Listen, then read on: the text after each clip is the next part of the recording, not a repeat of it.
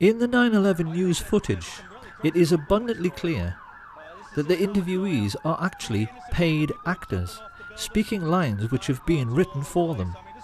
I feel like I was in a movie. This is exactly the same situation as in The Men Who Killed Kennedy. And because these are people who are being expected to perform, they tend to overdo it. I could be the only one that saw the man. They killed the president. And to be honest with you, if I'd have known this,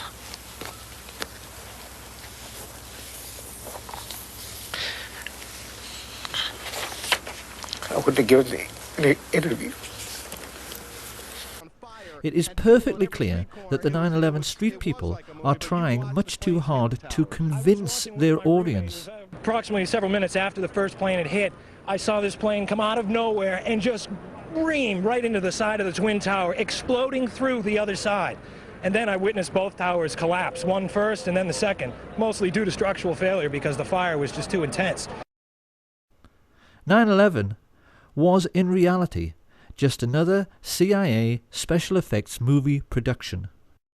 And it really has become the Kennedy assassination's long-lost twin, because witnesses who know the truth of what really happened are all being murdered. This didn't stop some people from immediately pointing out that the London Tube bombings were a hoax. The alleged terrorists couldn't have ridden into London on a train which was cancelled.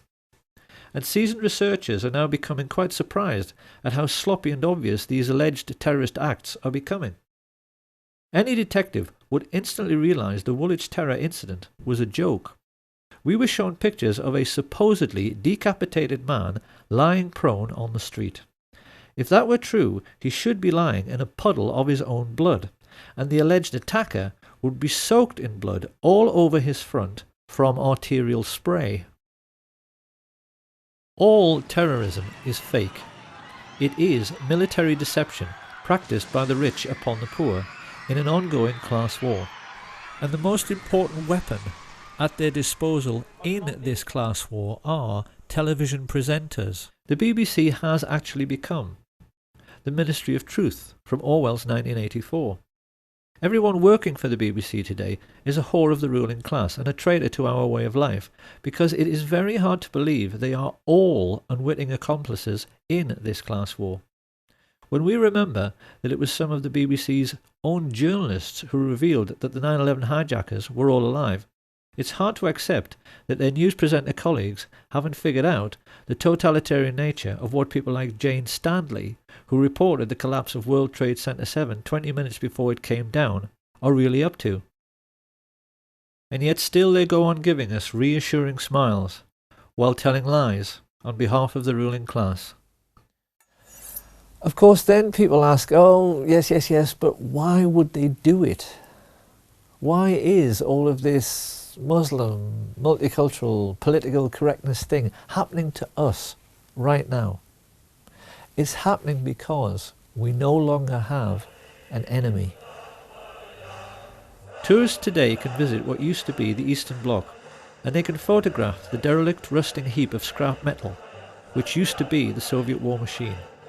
It has gone, and this has created an unprecedented political situation which the world has never seen before, in which there is only one superstate, the Anglo-American alliance.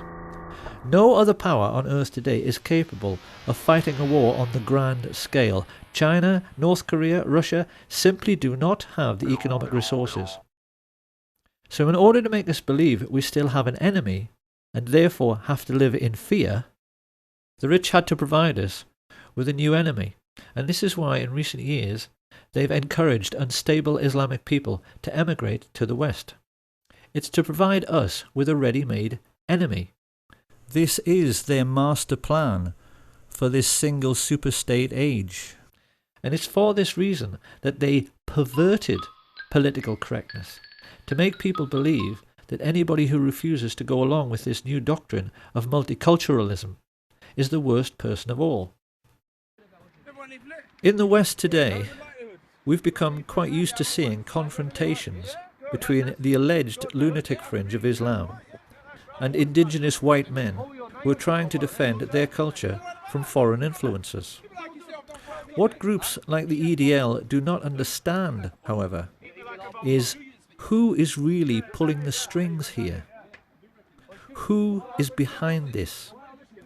Who arranged this fight? Because any Roman senator would tell you this is simply the old maxim of divide and rule. The Romans invented this system. They always made sure that every conquered region pushed together tribes who were traditionally hostile to one another. The British copied this method after World War I by redrawing the entire map of the Middle East to make sure that the new boundaries always set one Arab tribe against another, particularly the Kurds. What we see on the streets of Britain and America today is the same thing. The whole idea is that while you're fighting against Muslims and they're fighting against you, no one has the time to stop and think about who actually created this situation and who their real enemy really is. The rulers of the Middle Ages arranged a never-ending religious war between Catholic and Protestant for precisely the same reason. Now, why must we always think we have an enemy? Because the ruling group always maintain their position in society by controlling the population through fear. Think about it. If we don't have an enemy, would the public be prepared to pay for the army? Would we be happy to pay for MI5 so that they can read our emails and put a surveillance camera on every street corner? Big Brother has to have an excuse for watching us all the time. And what they call national security is always the perfect excuse. The moment you make a world at peace, it's gone. The keystone in the arch of ruling class power is gone if we don't have an enemy. So the rich are always going to provide us with an enemy forever. And the lesson we need to learn from all of this is that everything in our lives is and always has been a rich man's trick. When people think of ancient Rome, they always tend to think about the gladiators in the Roman arena. But something people don't realise is that Roman amphitheatres were a scam. They were perhaps the very first big confidence trick in human history, played by more cunning rich men upon a naive public. What Caesar did was to say to the Roman Vulgate, I will give you gladiatorial games, but only if I can have your votes. And he only offered this bargain because he knew the Vulgate loved the games more than they loved anything. This is how the Roman maxim, panem et circenses, bread and circuses, became established. Because Caesar was the first politician to understand that if you give people what they want, they will tolerate being ruled. By this means, Julius Caesar made himself into the first dictator whose fortune was protected by a professional army. And everything that every ruler has given us since Caesar has simply been another rich man's trick. Religion is a rich man's trick. It was invented because wealthy rulers realized the population was getting too big for soldiers to watch over constantly, so they replaced the idea of having many gods with one single god, a simple idea simple men could understand, who could see what everyone was doing all the time. The idea of one God became the surveillance video of the ancient world. In the Middle Ages, the same sort of people grew rich by charging people for the forgiving of sins. And when a new age dawned with the coming of Industrial Revolution, they invented new tricks to control the population explosion, like censorship. Every grown-up knows that there is one law for the rich and one law for the rest, because the justice system is a rich man's trick.